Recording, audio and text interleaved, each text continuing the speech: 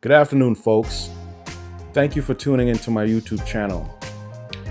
So today is a recap video on the home theater tour video that I posted last week. I also want to thank everyone that supported my channel, who subscribed, and who left comments. It was very gracious, and I appreciated all of the support that I've gained so far. Thank you very much. So to recap the video, I gave a tour of my home theater. It's in my living room, as you can see, and gave a tour of all the components and some of the specs on those components, just to give an idea of what I'm using in my system. Maybe it can inspire someone who might be on that journey, or anyone who wanted to leave me some advice. I'm always open to anyone who wants to leave a comment that's constructive. But the other thing I started to think about after that video was, what if I could do it all over again? What would I do differently? And there are three things I would have done differently. The first thing that I would have done differently is, when I was purchasing my house, I would have required a basement.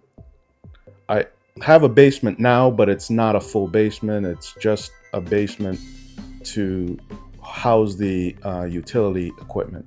So I can't convert that space into a dedicated theater. So I would have had a space that was available to install a dedicated theater. The next thing I would have done differently is, I would have invested in a Troff processor. And the reason why I would have purchased a Troff processor is it's a very flexible unit, as many of you know.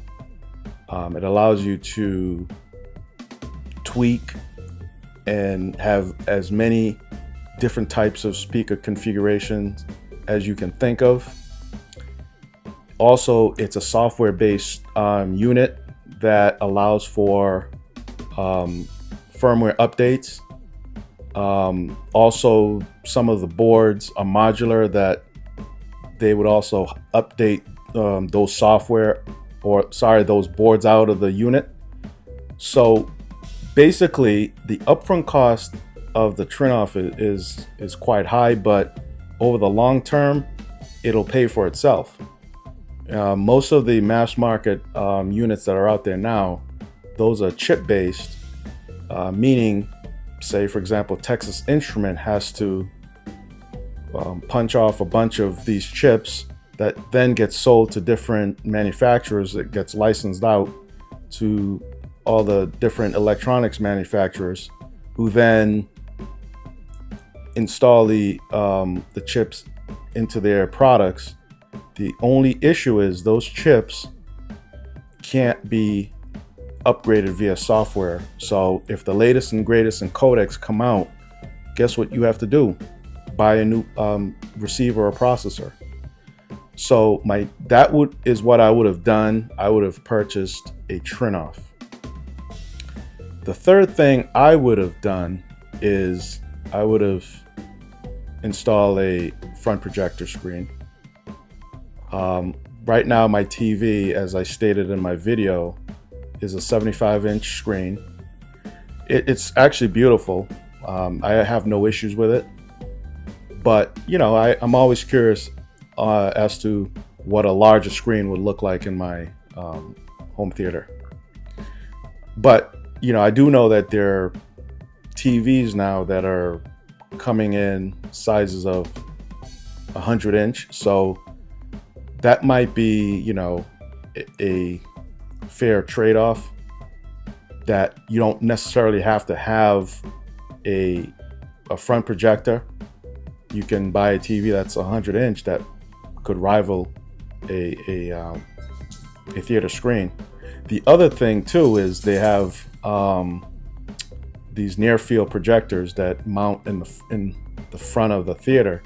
So it'll project on the screen, but it's housed in the front versus mounted in the ceiling behind the MLP position. So those are the three things that I would have done if I had the opportunity to do it over. But I would say overall, I'm pretty happy with my space, and I love just being in my theater, listening to music, watching movies. I'm over the moon. My wife loves watching movies. We spend a lot of time here watching movies. So I don't know. I'd be hard pressed to want to make any changes because, if it ain't broken, don't fix it. But, it's one of those things in this hobby, once you get to that point where it sounds good, you get curious and want to make changes. So, but I'm pretty happy right now. So, that's what I wanted to do. I wanted to do a recap on the video. I want to thank everyone again for the support and subscribing to my channel. And thanks again, and I'll see you in the next video. Thank you. Bye.